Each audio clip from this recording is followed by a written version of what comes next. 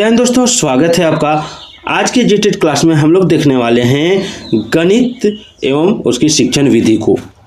यह नोट्स जो है पूरा हस्तलिखित नोट्स है, ठीक है। जो परीक्षा में प्रश्न पूछे गए हैं उन्हीं प्रश्नों को हाथ से लिखकर तैयार किया गया है और यह तैयार किया गया है आपका e learning with Durgesh Facebook और यूट्यूब चैनल के द्वारा, ठीक है। तो इनको जाके फॉलो कर लीजिएगा, सब्सक्राइब कर लीजिएगा और ये रहा उनका कॉन्टैक्ट नंबर, आप जाके संपर्क कर लीजिएगा। सारा क्रेडिट इन्हीं को जाता है, मैं केवल आपको पढ़ाऊँगा।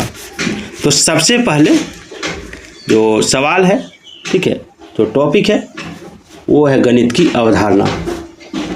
यहाँ पे देख सकते हैं वास्तव में गणित का शाब्दिक अर्थ क्या होता है। तो गणित का शाब्दिक अर्थ होता है वह शास्त्र जिसमें गणनाओं की प्रधानता हो। गणित का शाब्दिक अर्थ क्या है कि वह शास्त्र जिसमें गणनाओं की प्रधानता हो, जिसमें गणना सबसे ज़्यादा की जाती हो, ठीक है। दूसरा है, इस प्रकार गणित के संबंध में हम कह सकते हैं कि अंक, अक्षर, चिन्ह आदि संक्षिप्त संकेतों का विज्ञान है। गणित क्या है कि अंक, अक्षर, चिन्ह आदि सब संक्षिप्त संकेतों का विज्ञान है और जिसकी सहायता से परिणाम, दिशा तथा स्थान की जानकारी प्राप्त होती है। याद रखिएगा। आगे देखिए, आगे है गणित। गणित क्या है? तो गणनाओं का विज्ञान है। गणित क्या है? गणनाओं का विज्ञान, ठीक है। गणित स्थान तथा संख्याओं का विज्ञान है। गणित माप, तोल, अनुमापन, मात्रा, परिणाम तथा दिशा का विज्ञान है। इसमें मात्रात्मक तथ्यों और संबंधों का अध्ययन किया जाता है, ठीक है। यह आगमनात्मक तथा प्रायोगिक विज्ञान है और यह तार्किक विचारों का विज्ञान है। याद रखिएगा, ठीक है। तो क्या क्या मैंने पढ़ाया? मैंने कहा कि गणित गणनाओं का विज्ञान है, गणित स्थान तथा संख्याओं का विज्ञान है, माप, तोल, मात्रा और दिशा का विज्ञान है। इसमें मात्रात्मक तथ्यों और संबंधों का अध्ययन किया जाता है। यह आगमनात्मक तथा प्रायोगिक विज्ञान है। यह तार्किक विचारों का विज्ञान है और गणित वह विज्ञान है जिसमें आवश्यक निष्कर्ष निकाले जाते हैं, ठीक है। अब है गणित की प्रकृति। अगर कोई पूछ दे गणित की प्रकृति क्या है तो एकदम इजी आंसर आप दे सकते हैं कि प्रत्येक विषय की अपनी प्रकृति होती है जिससे पाठ्यक्रम में उस विषय का स्थान निश्चित होता है। गणित की प्रकृति अन्य विषयों की अपेक्षा अधिक अस्थायी एवं स्पष्ट है। गणित की प्रकृति कैसी है? अधिक अस्थायी एवं स्पष्ट है। गणित जो है कई विषयों का आधार भी है। याद रखिएगा, ठीक है। गणित कई विषयों का आधार है। गणित की प्रकृति चित्रों पर आधारित होती है, ठीक है। और गणित की प्रकृति के बारे में निम्न तथ्य कहे जा सकते हैं। क्या कहे जा सकते हैं? कि गणित एक तार्किक विषय है। गणित क्या है? गणित एक तार्किक विषय है, ठीक है। गणित के ज्ञान का आधार हमारी ज्ञानेंद्रियां है। गणित में संख्याएं, स्थान, दिशा तथा मापन या माप तोल का ज्ञान प्राप्त किया जाता है। गणित के अध्ययन में बालकों में आत्मविश्वास और आत्मनिर्भरता का विकास होता है, ठीक है। उसके बाद है, इसके ज्ञान का आधार निश्चित होता है जिससे उस पर विश्वास किया जा सकता है। ये हो गया। उसके बाद है, गणित के ज्ञान से बालकों में प्रशंसात्मक दृष्टिकोण तथा भावना का विकास होता है। इससे बालकों में स्वपन तथा वैज्ञानिक दृष्टिकोण विकसित करता है, ठीक है। गणित क्या करता है? बालकों में स्वपन तथा वैज्ञानिक दृष्टिकोण विकसित करता है। गणित विभिन्न नियमों, सिद्धांतों, सूत्रों आदि में संदेह की संभावना नहीं रहती है। गणित की जो भाषा है सुपरिभाषित, उपयुक्त तथा स्पष्ट होती है, ठीक है। और गणित के अध्ययन से आगमन, निगमन तथा सामान्यीकरण की योग्यता विकसित होती है। आगे देखिए, आगे है, इससे संपूर्ण वातावरण में पाई जाने वाली वस्तुओं के परस्पर संबंध और संख्यात्मक निष्कर्ष निकाले जाते हैं। गणित में अमूर्त प्रत्ययों को मूर्त रूप में परिवर्तन किया जाता है और साथ ही उनकी व्याख्या भी की जाती है। आगे है, गणित विज्ञान की विभिन्न शाखाओं के अध्ययन में सहायक ही नहीं बल्कि उनकी प्रगति तथा संगठन की आधारशिला है। आगे है, गणित का ज्ञान अर्थात क्रमबद्ध, तार्किक और अधिक स्पष्ट होता है जिससे उसे एक बार ग्रहण करके आसानी से भुलाया जा सकता है। चलिए आगे देखते हैं। गणित एक तार्किक विषय है, ठीक है। गणित एक तार्किक विषय है, ये हो गया है, सॉरी।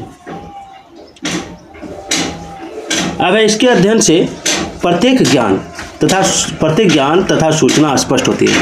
हम जब गणित का अध्ययन करते हैं तो ज्ञान और सूचना दोनों स्पष्ट होती है तथा उसका एक संभावित उत्तर निश्चित होता है। और गणित की अपनी भाषा है। भाषा का तात्पर्य क्या है कि गणितीय पद, गणितीय प्रत्यय, सूत्र, सिद्धांत और संकेतों से है जो विशेष प्रकार के होते हैं तथा गणित की भाषा को जन्म देते हैं। ठीक है। अब इसमें पद्धतों अथवा सूचनाओं को आधार मानकर संख्यात्मक निष्कर्ष निकाले जाते हैं। आगे है गणित का अध्ययन बच्चों को अपनी जो चिंतन है, शक्ति है, निरीक्षण है, तर्क एकाग्रता है, मौलिकता है आदि मानसिक क्रियाओं का पूर्ण रूप से विकसित करने का अवसर प्रदान करता है। ठीक है। उसके बाद है संख्याओं को सिखाने का क्रम। संख्याओं को सिखाने का क्रम होता है पंक्तिबद्धता, वर्गीकरण, प्रतिवर्त्यता। ठीक है। अब है गणित की परिभाषाएं। गैलीलियो के अनुसार गणित वह भाषा है जिसमें परमेश्वर ने संपूर्ण जगत या ब्रह्मांड को लिख दिया है। ठीक है। संपूर्ण जगत या ब्रह्मांड को लिख दिया है। उसके बाद लॉक के अनुसार गणित वह मार्ग है जिसके द्वारा बच्चों के मन या मस्तिष्क में तर्क करने की आदत स्थापित होती है। ठीक है।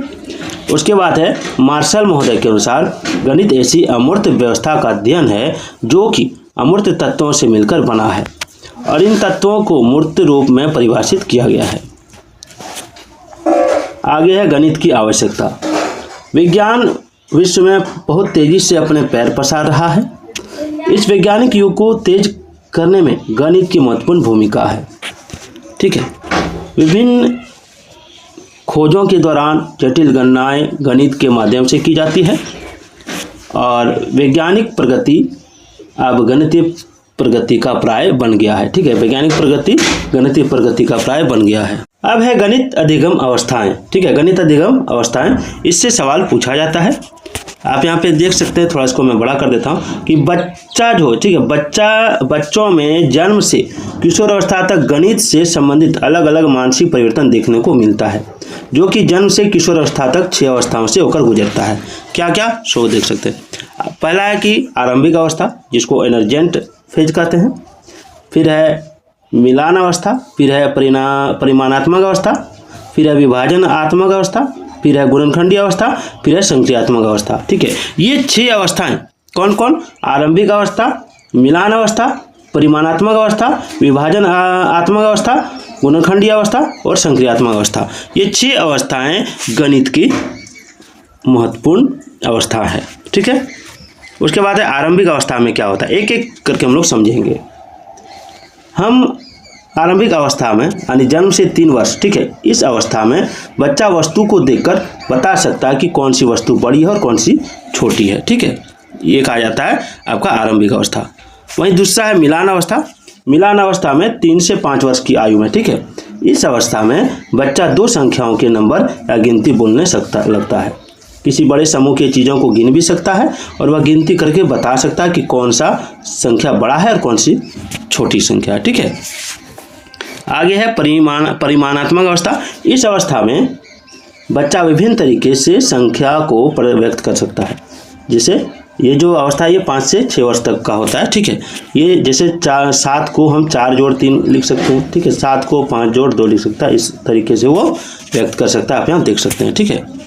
उसके बाद है विभाजनात्मक अवस्था। इस अवस्था में क्या होता है कि बच्चा बड़ी संख्याओं को स्थानीय मान, ये 6 से 9 वर्ष तक होता है, ठीक है, बड़ी संख्याओं का स्थानीय मान पर विभाजन कर देता है 2 या 3 संख्याओं के नंबर तक। ठीक है। जैसे आप यहाँ पे देख सकते हैं 245 है तो 200 + 40 जोड़ 5। ठीक है। अब है गुणनखंडीय अवस्था। इस अवस्था में बच्चा एक दर्जन में कितनी वस्तुएं हैं या 3 या 4 दर्जन में कितनी होगी ये बता देता है, क्योंकि 9 से 11 वर्ष की आयु का होता है। और एक बालक पर 4 पेंसिल है तो, ठीक है, 9 बालक पर कितनी पेंसिल होगी ये 9 मान लीजिए, 9 बालक पर कितनी पेंसिल होगी तो वो बता देगा, या 8 बालक पर कितनी पेंसिल है वो बता देगा। अब है संक्रियात्मक अवस्थाएं जो 9 से 11 वर्ष तक होता है। इस अवस्था में बच्चा जोड़, घटा, गुना, भागा, स्थानीयमान सभी क्रियाएं, ठीक है, भिन्न एवं दशमलव संख्याओं पर 4 आधारभूत संक्रिया करने में सफल हो जाता है। ठीक है। उसके बाद है NCERT 2005 के अनुसार गणित का जो उद्देश्य होता है वो गणित विषय है जो बालक का गणितीयकरण करता है। ठीक है, उसके बाद एक गणितीय पोर्टफोलियो की विशेष विषय वस्तु जो होती है वो होती है, एक पोर्टफोलियो में विभिन्न प्रकार की वस्तुओं को सम्मिलित किया जा सकता है और जिन पर एक विद्यार्थी एक विशेष समय अवधि में कार्य कर सकता है। ठीक है, अब है कि कुल सुझाव एक बिंदु है, मुक्त उत्तर वाले प्रश्न, एक सामूहिक प्रोजेक्ट की रिपोर्ट, विद्यार्थी द्वारा प्रस्तुत किए या पूछे गए प्रश्न, एक छोटा प्रोजेक्ट, समाचार पत्र और पत्रिकाओं के लेख या समस्या हल करने के लिए कार्य, इसके एक बिंदु हैं। दूसरा है रूब्रिक। ठीक है, यह लिखित मार्गदर्शन प्रदान करता है जिससे शिक्षक विद्यार्थियों के कार्यों का मूल्यांकन किया जाता है। ठीक है, फिर है रूब्रिक मूल्यांकन के लिए मार्ग निर्देशन का एक समुच्चय है जो मूल निर्धारित किए जाने वाले अभिलक्षण, ठीक है, को सुस्पष्ट प्रदर्शन तक एक रैगेट स्केल के साथ व्यक्त करता है। ठीक है, फिर है एक निश्चित स्केल मापदंड है ये, और स्केल के प्रत्येक बिंदुओं के लिए प्रदर्शन की व्याख्यान करने से पूर्व अभिलक्षणों की सूची इसमें होती है और विद्यार्थियों के लिए एक स्पष्ट प्रदर्शन लक्ष्य है। तो ये था आज का टॉपिक। कल हम लोग पढ़ेंगे गणित का पाठ्यक्रम में स्थान क्या है। ठीक है, उसके बाद वेन हिले का ज्यामितीय चिंतन क्या है, ये बहुत इंपॉर्टेंट है। ठीक है, उसके बाद पढ़ेंगे अनौपचारिक निगमन, औपचारिक निगमन, ठीक है, दृढ़ता, तो गणित शिक्षण की विधियाँ, ये सारे हम लोग पढ़ेंगे। तो वीडियो आज का कैसा लगा कमेंट जरूर कीजिएगा।